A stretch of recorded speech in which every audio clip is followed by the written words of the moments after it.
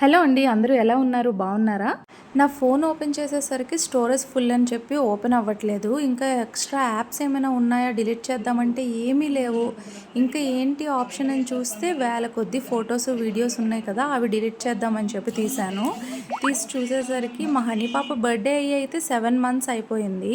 ఈ 2026లో birthday video అయితే నేను యూట్యూబ్లో పెట్టలేదు, మర్చిపోయాను. ఆ తర్వాత ఇంకా టైం అయిపోయింది, ఇంకెందుకులే అని చెప్పి వదిలేశాను. ఇప్పుడు ఇంకా అవి డిలీట్ చేయాల్సి వచ్చింది. అందుకని చెప్పి యూట్యూబ్లో పెట్టేస్తే ఎప్పటికైనా మెమరబుల్గా ఉండిపోతుంది కదా.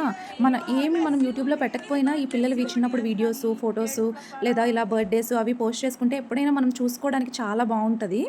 అంటే అదొక మెమరీస్ అనమాట. పిల్లలు మన కళ్ళ ముందే పెరిగిపోతూ ఉంటే తర్వాత ఇవన్నీ మర్చిపోతాం కదండి. ఒకప్పుడు 90స్లో అయితే మనకి ఆల్బమ్స్ ఉండేవి, అవే బాగుండేవేమో అనిపిస్తుంది నాకైతే.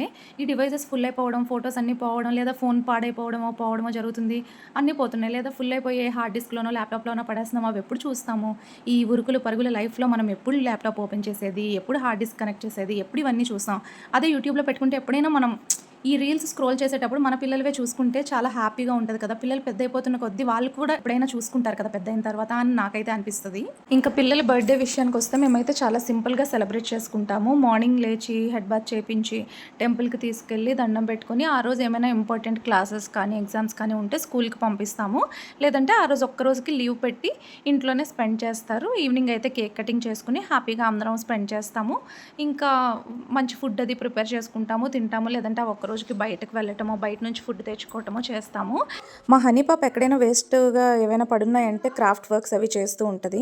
ఇక్కడ చాక్లెట్ ర్యాపర్ కనిపించిందని చెప్పి వాటికి కలరింగ్ చేసి రోజ్ ఫ్లవర్లా చేసి నాకు ఇచ్చిందనమాట. నేను చాలా హ్యాపీగా ఫీల్ అయ్యాను, అది కూడా హ్యాపీ. ఇంకా లాస్ట్లో పిల్లలకైతే కొన్ని ఫొటోస్ తీసుకున్నాము మెమరీస్ కోసం. అయాన్ష్ ఎందుకు లేడు అంటే వాడు ఫోటోకి వీడియోకి రానే రాడు. ఫొటోస్కి రమ్మంటే ఏడుస్తున్నాడు. నాకైతే ఇంకా బీపీ వచ్చేసిందండి.